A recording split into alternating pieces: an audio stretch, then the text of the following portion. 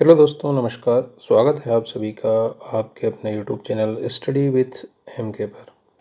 मैं हूं मनोज कुमार और आज आपके लिए लेकर आया हूं Madhya Pradesh police sub inspector भर्ती परीक्षा जो कि 2026 में होनी है। और इसका जो एग्ज़ाम कैलेंडर है वो ईएसबी ने जारी कर दिया है और बहुत जल्द ही ये परीक्षा शुरू होने वाली है। इसका नोटिफिकेशन बहुत जल्दी आपको देखने को मिलेगा। तो आज इसके बारे में हम संपूर्ण जानकारी को समझेंगे। मैंने खुद भी ये एग्ज़ाम कई बार दिया है और इसे पास भी किया है। तो इसका हम जो है परीक्षा पैटर्न, सिलेबस और परीक्षा की स्ट्रेटजी क्या होनी चाहिए वो सब के बारे में यहाँ पर चर्चा करने वाले हैं। तो फटाफट से आप चैनल को सब्सक्राइब कर लें स्टडी विथ एमके को, और अपने दोस्तों तक भी इसे शेयर ज़रूर कर दें।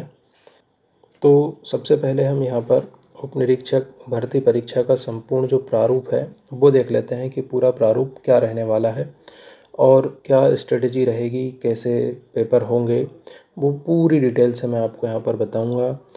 पिछला जो एसआई का एग्ज़ाम हुआ है उसमें क्या क्वेश्चन पूछे गए हैं, किस विषय में, किस टॉपिक पर कैसे कैसे क्वेश्चन पूछे गए हैं, कितने नंबर के क्वेश्चन पूछे गए हैं, क्या कट ऑफ रहा है पिछली बार का, वो सब मैं आपको इस वीडियो में बताने वाला हूँ। तो सबसे पहले हम देखते हैं कि उप निरीक्षक भर्ती परीक्षा का जो प्रारूप है वो क्या है। तो यहाँ पर जो परीक्षा है वो 2 चरणों में होगी। ठीक है, 2 चरण होंगे। पहले होगा प्री और फिर दूसरा होगा मेंस। जब आप प्री को क्वालिफाई कर लेंगे तो दूसरा मेंस होगा। मेंस के बाद आपका फिजिकल टेस्ट होगा और उसके बाद होगा इंटरव्यू। ठीक है, ये सेकंड स्टेज में ही आ जाते हैं, इनको सेकंड स्टेज में ही गिना जाता है। सबसे पहले प्री क्वालिफाइड है, इसके कोई भी नंबर वहाँ जो है एग्ज़ाम में जुड़ते नहीं हैं आगे, इसको सिर्फ क्वालिफाई करना है। तो सबसे पहले प्रथम चरण की अगर हम बात करें तो प्रथम चरण की प्रारंभिक लिखित परीक्षा है। प्रारंभिक परीक्षा प्रथम चरण में बहुविकल्पी प्रश्नों पर आधारित होगी। ठीक है, एमसीक्यू रहेंगे, मल्टीपल चॉइस क्वेश्चन रहेंगे, कोई ऋणात्मक अंक नहीं है। अभी तक जो नोटिफिकेशन तो आया नहीं है, लेकिन हम ये 2025-26 का नोटिफिकेशन है और उसी का एग्ज़ाम पैटर्न है। अभी नया एग्ज़ाम पैटर्न नहीं आया है, लेकिन ये मान के चला जा रहा है कि 2025 का जो एग्ज़ाम पैटर्न है उसी एग्ज़ाम पैटर्न पर भी ये एग्ज़ाम 2026 का करवाया जाएगा। तो 2025 में कोई ऋणात्मक अंक नहीं थे प्री में, अब हो भी सकते हैं, लेकिन आप उस चीज़ पर ज़्यादा फोकस मत कीजिए, होंगे नहीं होंगे। अभी ये मान के चलिए कि कोई ऋणात्मक अंक नहीं होंगे। प्रारंभिक परीक्षा में प्राप्त अंकों की अंतिम चयन में कोई प्रासंगिकता नहीं होगी। ठीक है, अंतिम जो मेरिट बनेगी उस मेरिट में प्री के नंबर नहीं जोड़े जाएंगे, ये आप याद कर लीजिए, इसको बिल्कुल ध्यान में रखिए। तो प्री आप अगर 100 नंबर का एग्ज़ाम हो रहा है तो अगर आप जो क्वालिफाइंग नंबर है, मान लीजिए 75 क्वालिफाइंग है और 75 भी ले आए तो अभी आपका काम हो जाएगा। ज़रूरी नहीं कि आपको 85 या 80 ही चाहिए। ठीक है, ये नंबर जुड़ने वाले नहीं हैं, इसलिए जो क्वालिफाइंग है उतने भी अगर ले आएंगे तो काम हो जाएगा। प्रारंभिक परीक्षा 100 अंकों की होगी, जिसकी अवधि 2 घंटे की होगी। 2 घंटे की परीक्षा होगी, 100 अंकों का प्रश्न पत्र होगा। और प्रश्न पत्र जो है,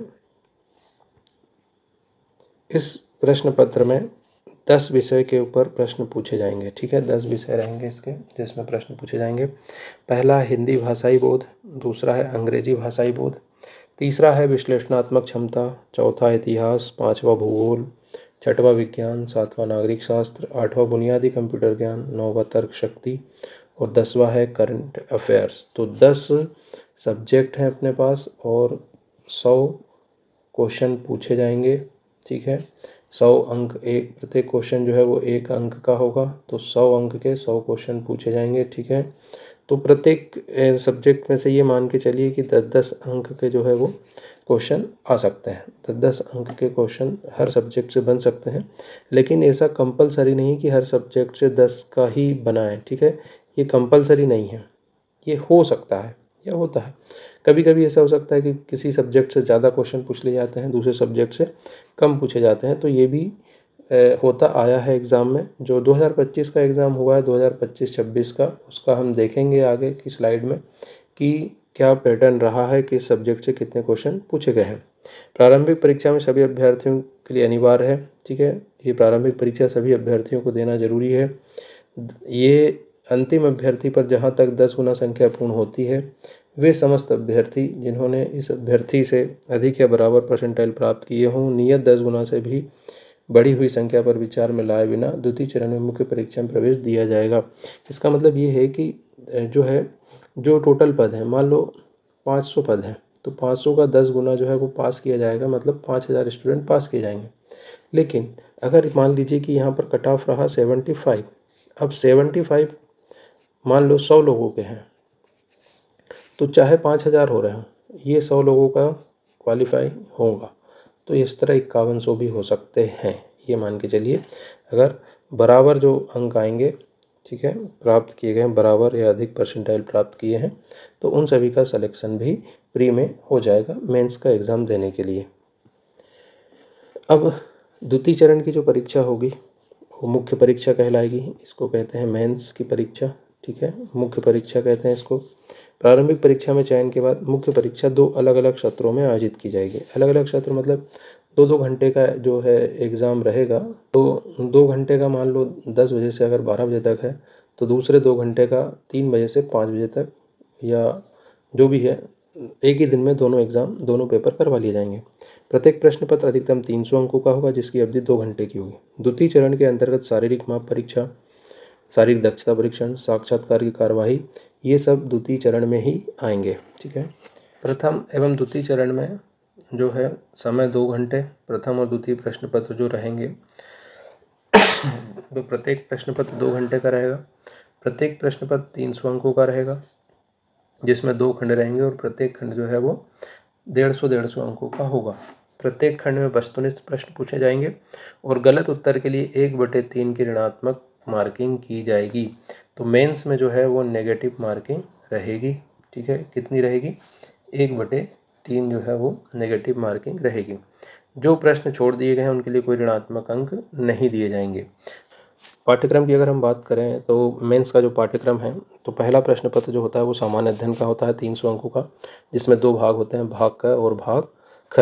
तो भाग क में क्या जो सिलेबस रहेगा वो देखिए, भारतीय इतिहास रहेगा, जिसमें हड़प्पा सभ्यता, मौर्य साम्राज्य, गुप्त साम्राज्य, हर्षवर्धन, 11वीं से 14वीं शताब्दी में उपमहाद्वीप में आए यात्रियों द्वारा किए गए सामाजिक जीवन के विवरण, मध्यकालीन भारत, भक्ति, सूफी परंपराएं, विजयनगर साम्राज्य, मुगल साम्राज्य, ईस्ट इंडिया कंपनी और भारत में उपनिवेशवाद, 1857 का विद्रोह, औपनिवेशिक नगरीकरण तथा नगर योजना, महात्मा गांधी और राष्ट्रीय आंदोलन, संविधान निर्माण, ये सब जो है वो प्री मेंस में पूछे जाएंगे। स्वतंत्रता के बाद देश के भीतर समेकन और पुनर्गठन, भारतीय समाज की मुख्य विशेषताएं, भारत की विविधता, भारत में मध्य प्रदेश की जनसांख्यिकी, मध्य प्रदेश की जनजातियों के साथ महिलाओं और महिला के संगठन की भूमिका, जनसंख्या एवं संबंधित मुद्दे, गरीबी और विकासात्मक मुद्दे, शहरीकरण, उनकी समस्या और उनके उपचार, भारतीय समाज पर वैश्वीकरण का प्रभाव, ये पूछे जाएंगे। उसके बाद भाग ख है, भाग ख में शासन, संविधान और राजनीति, सामाजिक न्याय और विधान, इसके 150 अंक रहेंगे। भारतीय संविधान, ऐतिहासिक आधार, विकास, विशेषताएं, संशोधन, महत्वपूर्ण प्रावधान और बुनियादी संरचना, ये संविधान से पूछी जाएंगी।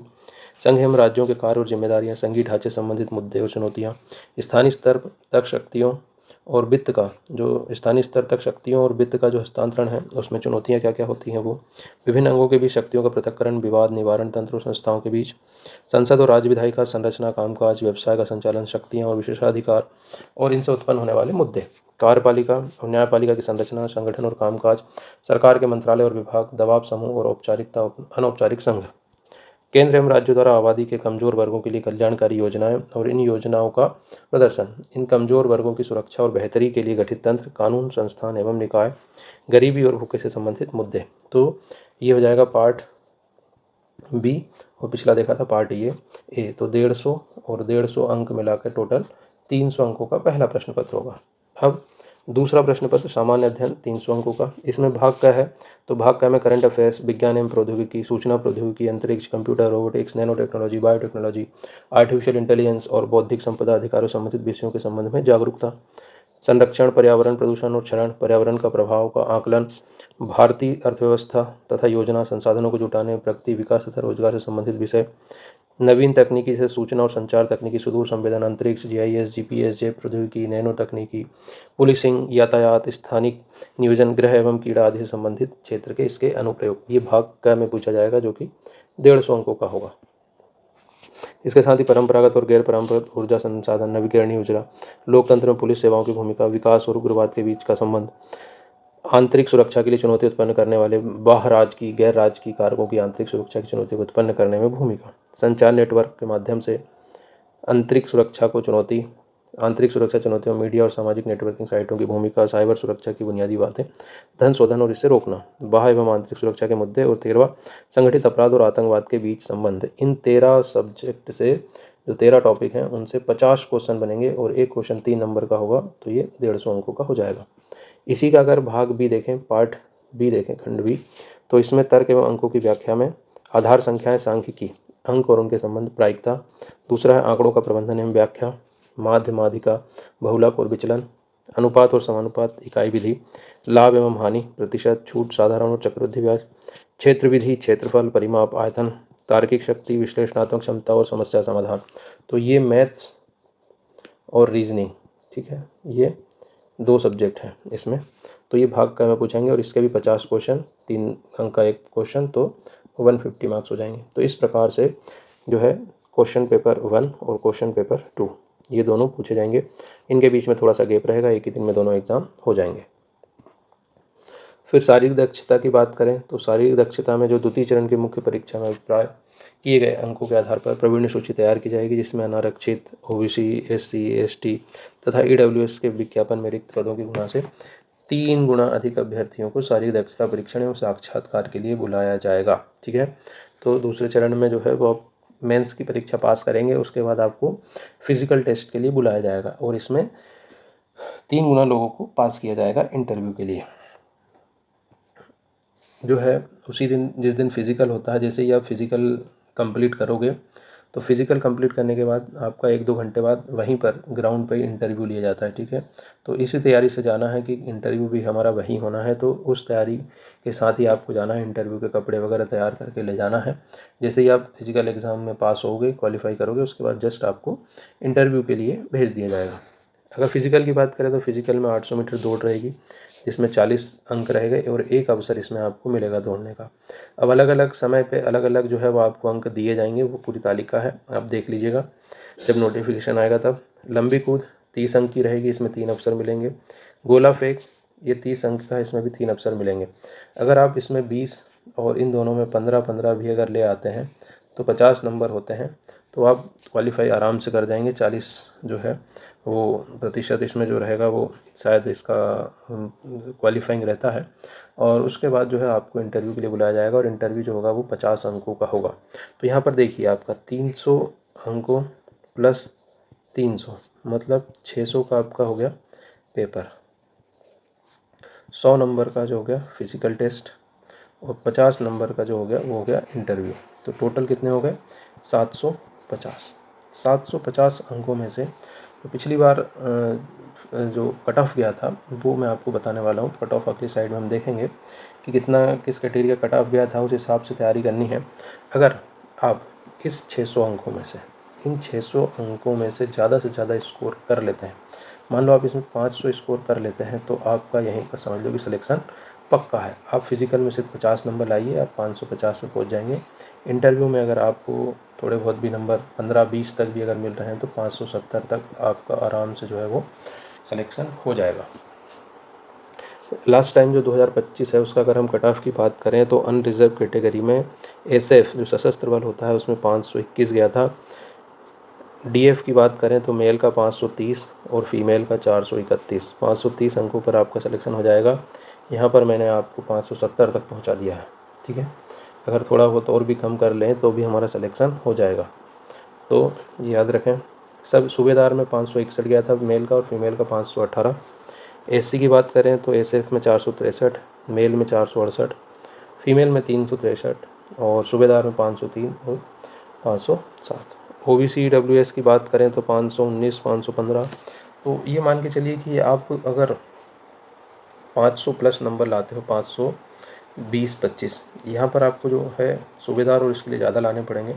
तो अगर आप ओबीसी से हो, ईडब्ल्यूएस से हो, तो 530 नंबर आप अगर ले आते हो तो आपका सिलेक्शन जो है वो फिक्स हो जाएगा, सिलेक्शन पक्का है। अब जो पिछला क्वेश्चन पेपर था प्री का, उसमें हम देखते हैं कि किस सब्जेक्ट से कितने क्वेश्चन पूछे गए थे।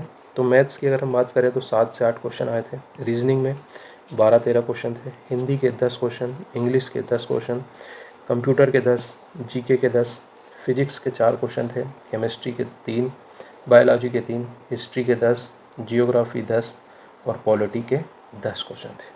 तो 10-10 भी हैं, रीजनिंग में यहाँ पर ज़्यादा नंबर भी है, मैथ्स में कम भी है। अब ऐसा भी हो सकता है कि मैथ्स में 12-13 या 15 तक पहुँचा दें, रीजनिंग में कम हो जाए, तो ऐसा कोई फिक्स नहीं है कि कितने क्वेश्चन पूछे जाएंगे। ये ज़रूर है कि हर टॉपिक से क्वेश्चन पूछे जाएंगे, चाहे कम हो या ज़्यादा हो। हिंदी में किस किस टॉपिक से क्वेश्चन है, इतिहास में 10 क्वेश्चन आए थे पूरे टॉपिक से, इंग्लिश में synonyms, antonyms, idiom phrases, one word, सबसे क्वेश्चन आए थे। तो हर टॉपिक को आपको तैयार करना है। तो वीडियो को देखने के लिए बहुत बहुत धन्यवाद, और एक बार चैनल को सब्सक्राइब ज़रूर कर लें, बेल आइकन को दबा दें, ठीक है, सब्सक्राइब ज़रूर करें, और आगे हम इसी तरह के वीडियो लाते रहेंगे और आप सभी को एमपी पुलिस कांस्टेबल परीक्षा और एसआई परीक्षा में सिलेक्शन के लिए हम तैयार करते रहेंगे। बहुत बहुत धन्यवाद।